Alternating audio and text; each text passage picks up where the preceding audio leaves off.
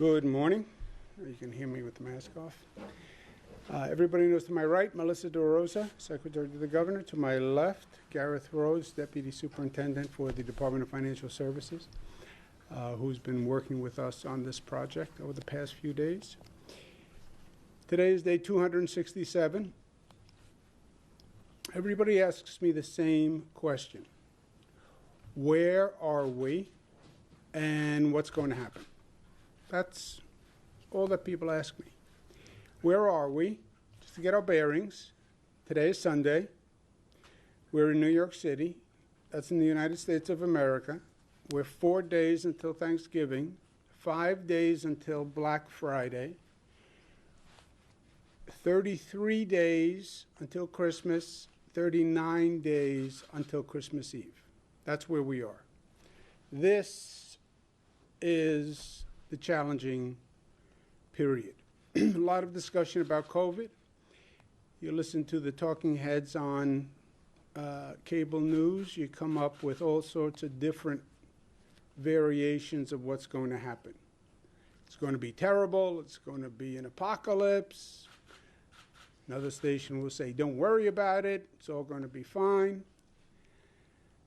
What is the problem we're trying to deal with, and what are the consequences? The problem is that this is a dangerous period because you have increased social activity by definition. That's what happens between now and New Year's Eve. There are more parties, people are shopping, students are coming home from college in states with higher infection rates. There are more family gatherings.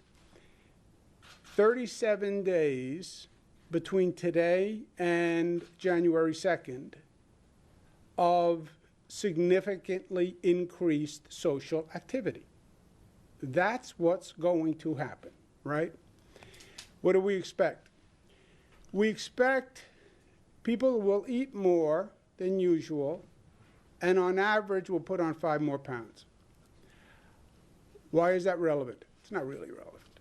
Then why did I put it in there? Because it evidences the social behavior of the season. People put on average of 5 pounds. Why? Because they're eating a lot. Why? Because they're at family gatherings and sitting at the table and visiting, and that is the season. That's what happens. Well, what is going to happen to the COVID rate? I believe the COVID rate will increase. Just as I believe most New Yorkers will put on weight. The only question is how much and how fast. And nobody knows, and there are scenarios. You have moderate trajectory, you have a low trajectory that goes up, or you have a terrible spike. Nobody can tell you because nobody knows, because it depends on how we act. How much weight are you going to put on? It depends on how much you eat. That's a silly analogy. No, it's not. It is a function of social behavior during this period.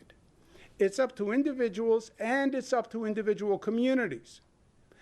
Communities across this state behave very differently than other communities. This state as a whole operates much differently than other states across the country. So it's literally up to you and it's up to your community. That's what we mean by the microcluster strategy. It's up to you in your community. A microcluster is small. It's your neighborhood. It could be a couple of miles in geography. It is literally your community. The advantage is we get to say to people, beware of your own activity in your own community. We get to target more closely enforcement activities. If we put in economic restrictions, we don't have to restrict everyone. Just because Hollis, Queens has a high infection rate. It's my hometown, I can say it.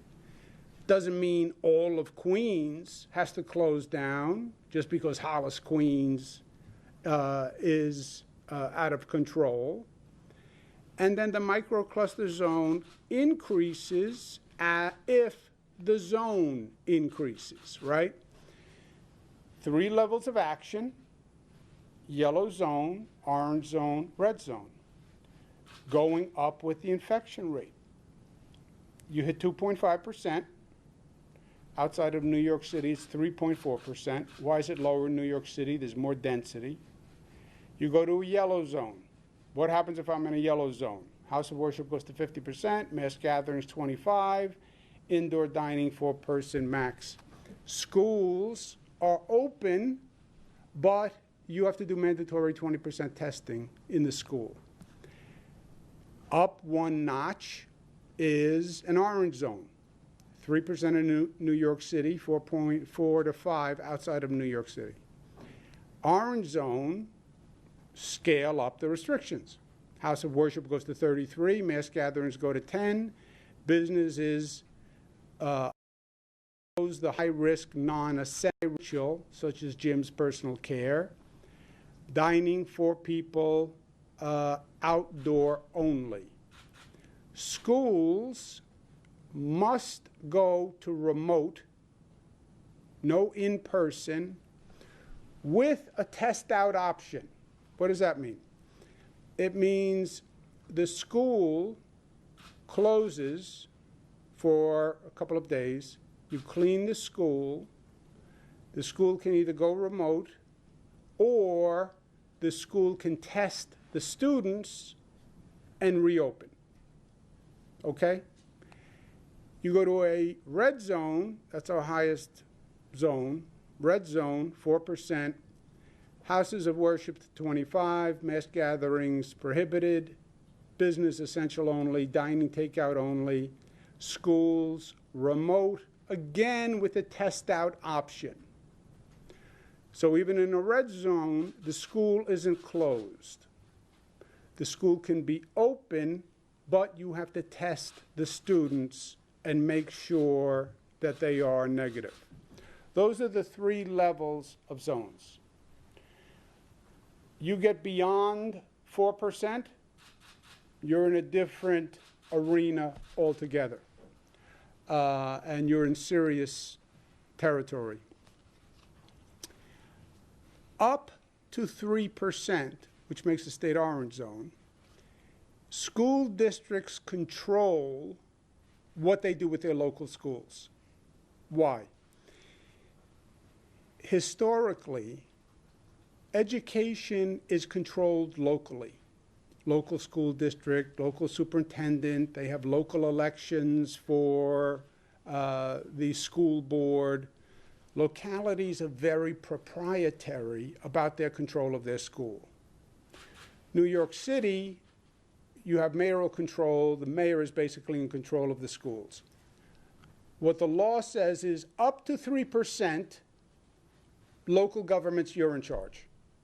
Do whatever you want to do. Remote, hybrid, whatever your parents agree to, you can do.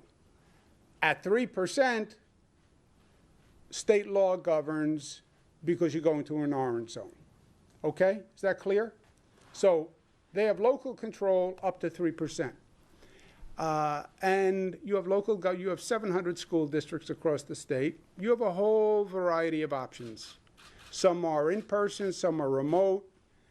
But at 3%, local control goes away, state law governs, and you go to an open orange zone, the school has to be cleaned, you have to do additional testing, and you can reopen the school if the positivity rate is low.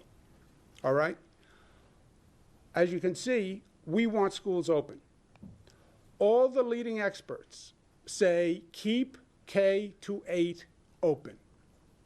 The positivity rate in the schools is lower than the positivity rate in the surrounding community.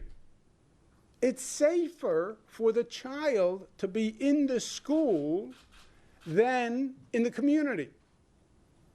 Not to mention the child's getting an education, parents, etc. So we want to keep schools open.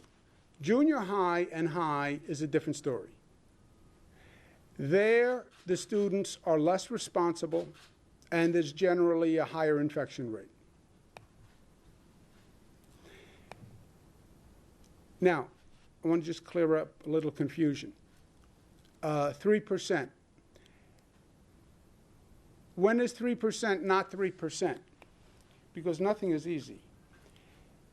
3%, the way the state determines 3%, is it's an average over the past 7 days, because day to day the number bounces like a basketball going down the court, right? It's 2-4, 3-1. So it's a 7-day average, and then that number has to hold constant for 10 days, all right? We don't want zones going in and going out. So we want to make sure they're based on solid data. So it's a rolling average, and then the zone has to stay at that number for 10 days. Local governments across the state publish their own numbers. How does this happen? The state collects all the testing data, and then we send it to the local governments. Some local governments change factors and will have a slightly different number than the state. I believe it's confusing and unnecessary, but it is also irrelevant, because the state law governs, and once the state says it hits 3% or 4%, that's what matters. But when people say, well, my county says this, my mayor says this, we do all the testing, we send them the numbers. Sometimes they change what tests count because of timing. Sometimes they change, they don't remove duplicate positive cases. So there'll be some fluctuations. It's confusing, but it's also irrelevant. Is 3% safe? 3% is the safest margin being used in the United States of America. 3% gives us a margin of error that if we hit 3, we have time to correct before the situation gets out of control. And remember, the 3 is a real 3, which will then designate a microcluster, and then we work with that microcluster to reduce the number. How safe is 3? It is so safe that 46 states are now above 3%. If 3% was a national standard, 46 states would be a zone. Isn't that amazing? It's because New York State's overall infection rate is so low. We have the 4th lowest infection rate in the United States of America. God bless New Yorkers. The only states with a lower infection rate, Vermont, Hawaii, and Maine. Beautiful states, all of them. But, not really but, and more rural than New York, lower density than New York, doesn't have the big cities of New York. So Vermont, Hawaii, Maine, and then New York. Every other state is higher. 3% is right above New York. Massachusetts, 3.2. That's how safe 3% is. And look at how high these numbers are going in the country. Wyoming is at 51%. We're talking about 3%. Wyoming's at 51. South Dakota, 46. Iowa, 45. I mean, it's amazing what's going on in this country. And it's amazing how good a job New Yorkers are doing at keeping the rate down. Context is important. What people should be asking now is, what is my community's infection rate? Not what is the state rate? Because it's different across the state. What is my community's infection rate?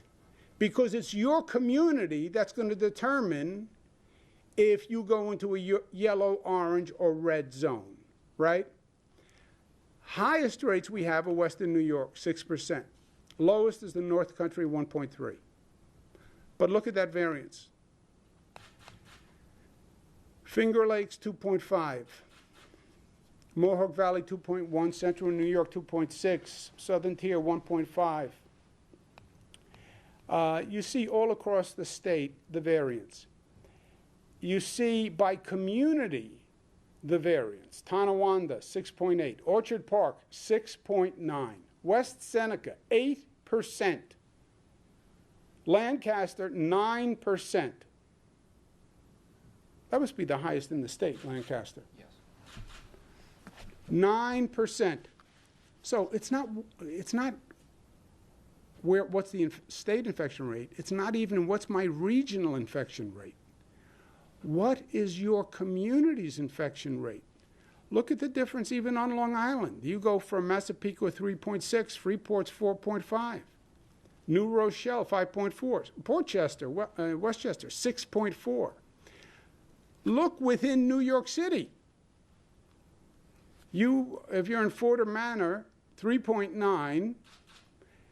You have parts of Staten Island, 5.6. Sheepshead Bay, 2.9. Bensonhurst, 3.2. Where's Queens? Queens boy always looks for Queens. Elmhurst, 4. Corona, 4. Woodside, 3.3. So you see the variance? Even within New York City. How high will the infection rate go? I don't know. But there's going to be 2 points of, I believe, increase. We don't know how significant. December 1, December 10, you'll start to see the results of what happened over the Thanksgiving weekend, right? People get infected. You need an incubation period for the virus.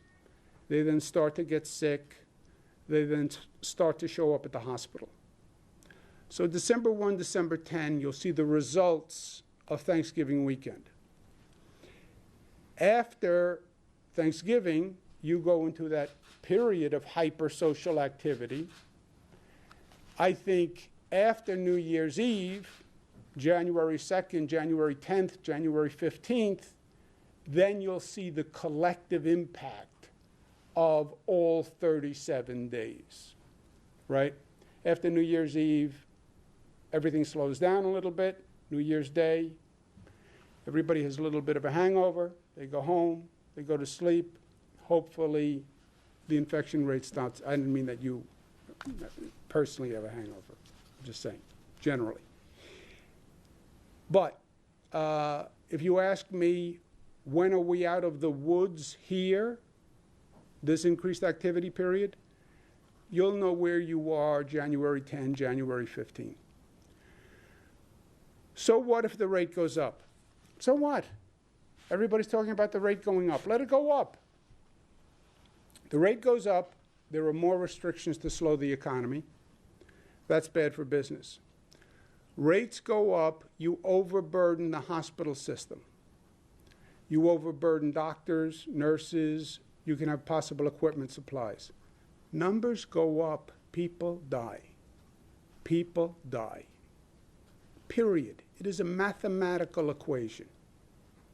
More people will die, the more the rate goes up. Unless you are extraordinarily casual about human life, it matters. It matters. Even if you say, I don't care what happens to the economy, close everything.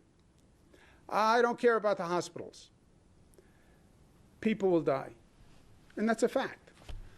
Best I can do, warn people, and then show them the scale every day. Show you your numbers every day in your community. Because you can change what you do, and you can change how your community acts. An aside. People say, oh, don't worry, there's a vaccine. I understand there's going to be a vaccine. What difference does it make? The vaccine's coming. The vaccine is starting to come December, January, depending on who you believe. It will be for first high-need populations, nursing homes, etc.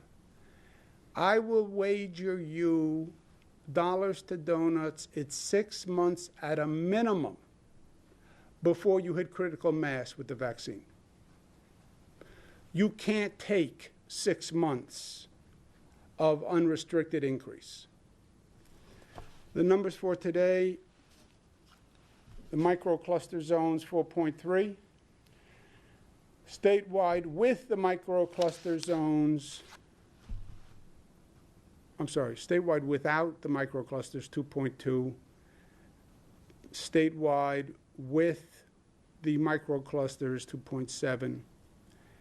196,000 tests, 30 deaths, 2,562 hospitalizations, 500 ICU, 234 intubations. 30 people passed away. There were no thoughts and prayers. That's the only number on that chart that really means anything to me. We have several communities that are in the warning track.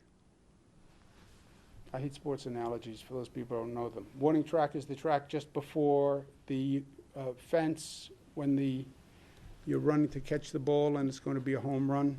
Warning track turns into dirt so you don't run into the wall. I always ran into the wall anyway. Parts of Staten Island will go into an orange zone. Parts of Staten Island will go into a red zone at the current rate. Staten Island is a serious problem. Staten Island is also a problem in terms of overburdening hospitals. And we're running into a hospital capacity issue on Staten Island that we have to be dealing with over these next few days. Parts of the city of Syracuse will go into an orange zone at this rate. Parts of the city of Rochester will go into an orange zone. Upper Manhattan will go into a yellow zone. Parts of Nassau will go into a yellow zone. Parts of Suffolk will go into a yellow zone. How much weight will I put on over the holidays? How high will the infection rate go? Depends on what we do. You have a trajectory where it goes so high, the whole scale changes. You know, we're now down there as the fourth state at 3. You see those other states, 20, 30, 40. You could see our whole scale change by the time this is over. I would not be shocked if they said on January 10th, January 15th, we're up at 7, 8, 9, 10%. That could very easily happen if we are irresponsible. It could even be higher if we're irresponsible. It's purely a function of what we do. Questions? Yeah, so on Staten Island and Upper Manhattan, you're saying they will go into different zones this week, or you're saying it looks like they're going to enter those zones? Right now, by the numbers, remember our numbers, we don't use day-to-day numbers because they bounce. So we use a 7-day average, and then once you hit that 7-day average, the number stays constant for 10 days. Unless they dramatically change the trajectory of the infection rate, this week they will go into those zones. Does that make sense? Yes. Governor, when it comes to the discrepancy with the city numbers, why is it better, in the state's opinion, to report that data based on when the test results come in as opposed to the city's method of when the tests are taken? Well, the real difference with the city's numbers is that, first of all, the city's number is legally irrelevant, right? So I think it just causes more confusion because it's the state's number that determines any action. The only relevance of the city's number is what they do below 3. But once it hits 3 on the state number, the city is irrelevant, right? I understand the main difference in the testing, and this gets into the weeds because different scientists have different methods. The city counts duplicate positives, meaning if you go and get a test today and you test positive, and then you go home for 2 or 3 days and you think I think I'm over this, and you go for a second test, they count that as 2 positives. We count that as 1 positive because it's. Are you saying the antigen tests? Because the antigen. No. Okay. The full test. For all tests. All tests. For all tests. But the state is also counting antigen test data, and the city is not, right? And what is the epidemiological? I don't know. Do you know? So there's 3 basic differences between how the state does this and how the city does this. And there's all, you can talk to many different public health experts who will give you the advantages, disadvantages of each different kind. The first is, Clayton, as you mentioned, the specimen collection date versus the reporting date. If you look at, when you do it on the 7-day average for both the city and the state, there's very little difference if you look at it on the averages, especially if you go back, let's say, a week, because those numbers balance out over time. So that really shouldn't result in much difference. The advantage to how the state does it is that if our number is 2.7% today, that number is 2.7% today a month from now, 2 days from now, a week from now. We don't backfill any numbers. So there's advantages and disadvantages to both sides. Antigen testing, any test that is licensed by the FDA or the New York State Department of Health to detect the current infection, if it's an antigen test, PCR test, we would count that because if you tested positive on an antigen test, you would be required to quarantine. Now, many people who might test positive on an antigen test per Department of Health guidance, we put out extensive guidance about how to read these results, might seek a confirmatory PCR test. If you test positive on both, we would only count one of those. So this, if you look at if you solely look at antigen testing, is that making the numbers different? Not really, because the antigen testing numbers and the PCR testing numbers alone aren't that different. As the governor said, what we believe is the discrepancy here is really that we don't include that duplicate positive, and the city does in their numbers. Yeah, I mean, along those lines, we're now seeing very long lines at CityMD and other private clinics. We know in the worst of this, we had a big backup with the national labs. Are you seeing that same kind of backup, and is that having any effect on the data right now? Right. So in terms of the 2 different questions, one is the wait times at testing sites, and the second is the lag times at labs. The lag times we are tracking have not increased at all, really, amongst the larger labs and the smaller labs. We have a network of hundreds of labs in the state that are operating on 1 to 2 day turnaround times. We still have 85 to 90% of our results coming back within 72 hours, which is very good. In terms of the wait times, we have multiple state-run sites in the city that are just collection sites that are running under capacity. I know reports of H&H sites that have plenty of capacity. I know there is a preference among many to go to the urgent care clinics where you can get your results immediately and that might be more convenient. We have sites that are coming back to us and saying we have excess capacity here to do more testing. And we've also been trying to get more rapid testing and more testing supplies to some of these urgent care clinics so they can meet some of that demand. Yeah, let me just follow up on how you count. What tests you count, what tests you don't count. If you don't count antigen tests, you leave out hundreds of thousands of tests, right? We do all the nursing home workers. We do hundreds of thousands of antigen tests per week. So you would significantly reduce the database. And the antigen test gets you the results faster, so you have a better idea of where you're going. But my basic point is, yeah, you can have scientists argue this all day long. Why confuse people since the New York City number is irrelevant? It's irrelevant. It doesn't determine if a school opens. It doesn't, unless up to 3. It doesn't determine whether a restaurant or a bar opens or a church opens or a synagogue opens. It is irrelevant. So why confuse people? And I said that with the other elected officials across the state. Well, my Department of Health wants to count this. All right, but your number is irrelevant, so it's just confusing. But it does appear to the case, because the 3% threshold, according to the city's data, was the justification for closing schools last week. That's all up to them. Yes, but they could say 3, but by the way, it's now 4, or it's 5, or it's 6, or I decided not to do it, or I got new data, or I turned on the TV, and every leading expert said it's better to keep the schools open, right? That's all in their control. The only thing what's not in their control is when they hit 3, their control is gone and it becomes an orange zone. On the testing, people have to understand this. We have 420 sites in New York City. Some sites are being overrun and some sites are being underused. I don't know why. I don't know what makes some sites more popular than other sites, but I tell my people, we have 420 Dunkin' Donuts in New York City. Some Dunkin' Donuts have a line going out the door. Some Dunkin' Donuts, you can walk right up to the counter.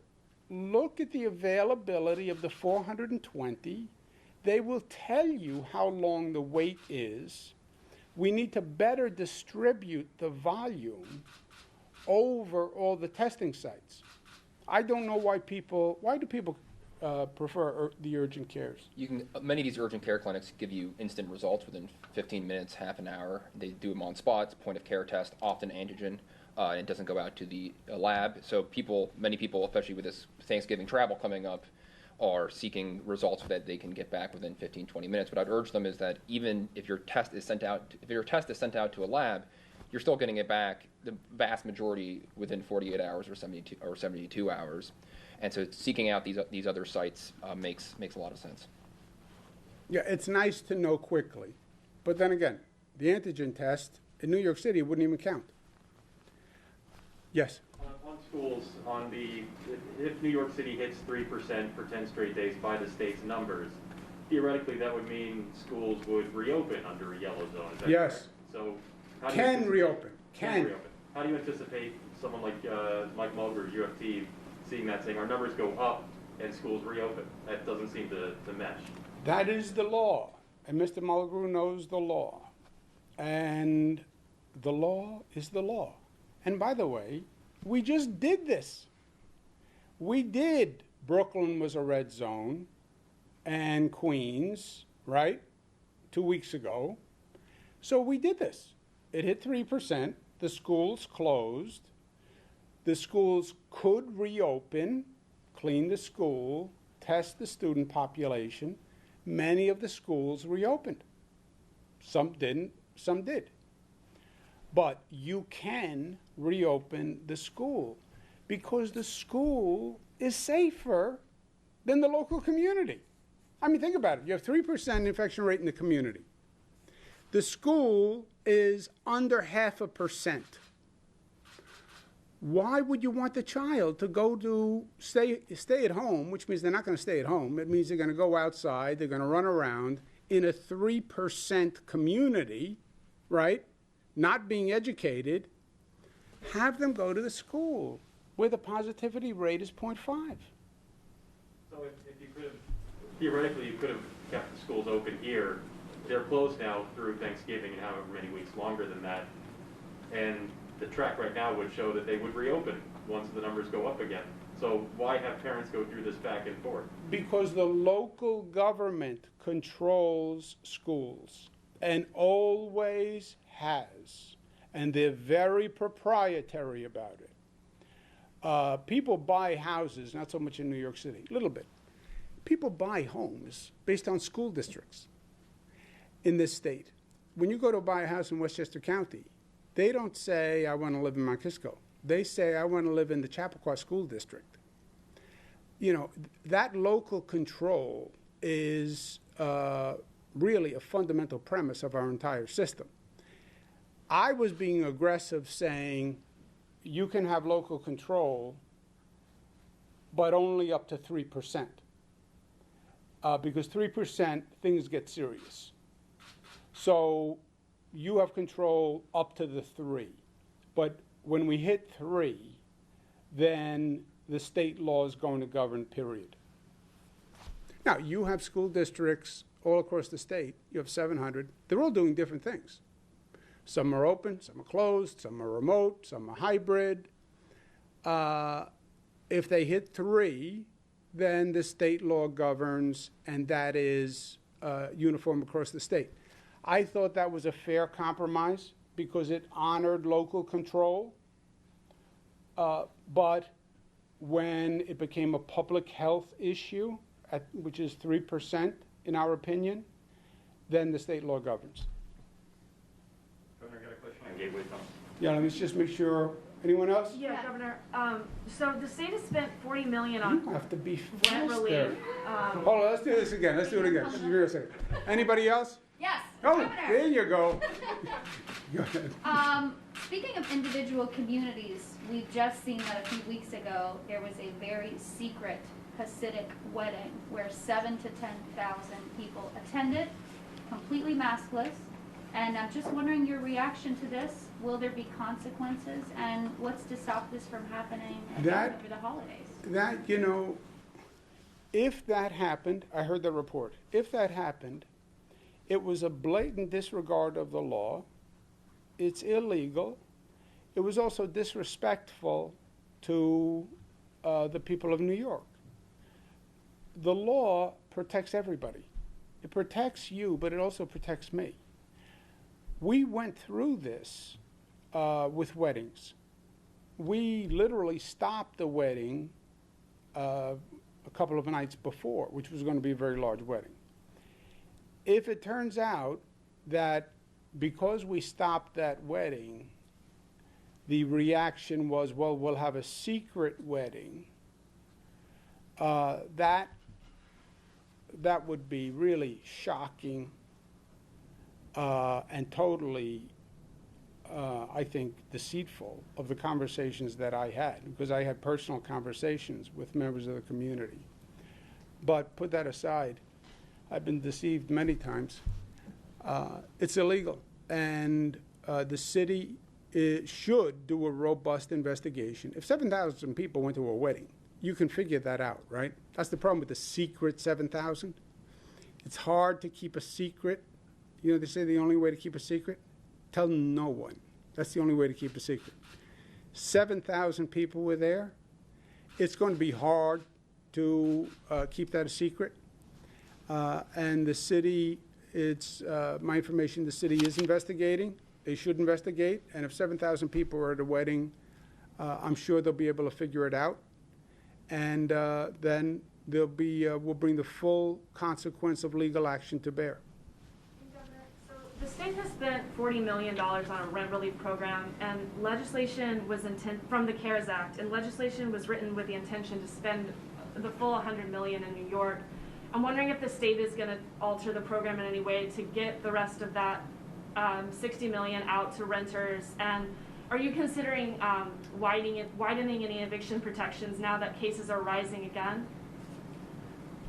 That is such a specific question that I will bet you even Melissa doesn't know the answer.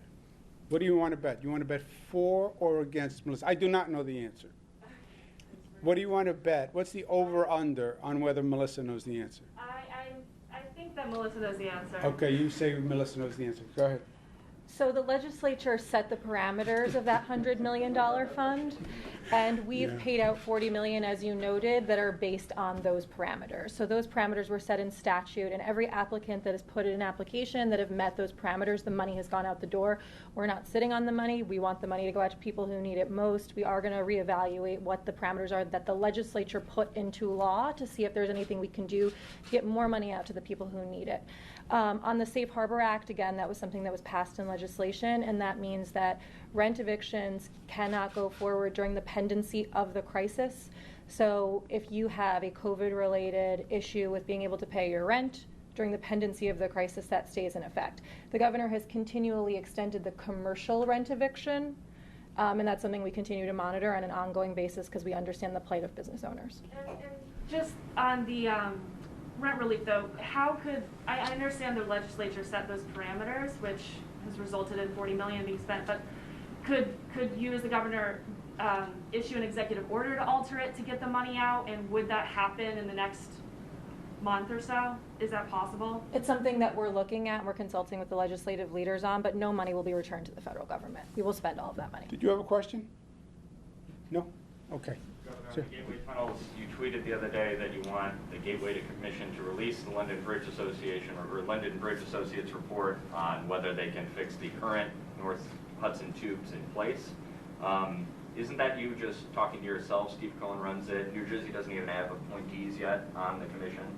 Can't you just get Steve Cohen to release the report? And two, if that report does find that you can fix the tunnels in place like the L train, would that require a new EIS to be conducted, or at least the current one to be reformed, because that entire project is based on you can't fix the tunnels until you have the new ones? I do take particular pleasure in hearing you endorse the now accepted L-train repair methodology. Well, you speak about it now, the proven L-train technology, the well-documented success story of the L-train rehabilitation. I'm just kidding. Not really. Look, my only point is there's a question of rehabilitating these tunnels so they're safe. As you remember, I've gone through these tunnels. I took video of these tunnels. I sent the video to the president, trying to encourage him because he owns them. Amtrak owns them. President owns Amtrak. It's their tunnels. To repair the tunnels. These are the tunnels that go under the Hudson. And they have done nothing. We have a report that says they can be rehabilitated. I haven't seen the report.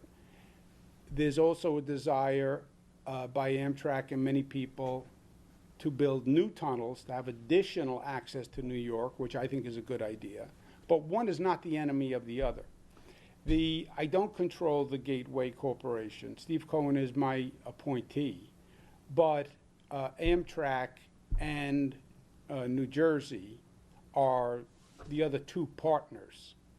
And I don't have absolute control. If I had absolute control, I would give you the report tomorrow. I don't have absolute control. What does Steve Cohen say? Steve Cohen says, I told Steve Cohen to release the report. He said fine. He said the other parties are not yet prepared to release the report. That's it? That's it. 2-1 wins Well, in almost everything. Well, New Jersey doesn't even have their appointees on the board. Well, that doesn't mean New Jersey, just because you don't have an appointee, doesn't mean you give up your voice, right? Usually does. No. I have another No. transportation. You call up the governor of New Jersey or the secretary to the governor of New Jersey or the transportation person, and you say to New Jersey, just because you don't have an appointee, I'm not going to be totally non-collegial and disrespectful. I have another transportation question. The Port Authority released their doomsday budget for next year on Thursday. And they're cutting capital spending across the board, except work that's already underway, and the only other exception is a $2 billion air train. Given the crunch that the Port Authority is seeing, is it still prudent to move forward with this very expensive project? The completing LaGuardia is essential, in my opinion, for New York City. It'll be the single greatest economic boost that has been done in generations. And with all this bad news surrounding us, and all these tales of possible catastrophe, to have the first airport that's opened in 25 years open in New York City is going to be a very big deal. And the air train is part of that. As far as the doomsday budget, if we don't get federal aid, everybody has a doomsday budget. Port Authority, MTA, New York City, New York State, and by the way, every state in the United States. That's why it's madness for them not to provide state and local funding. Madness.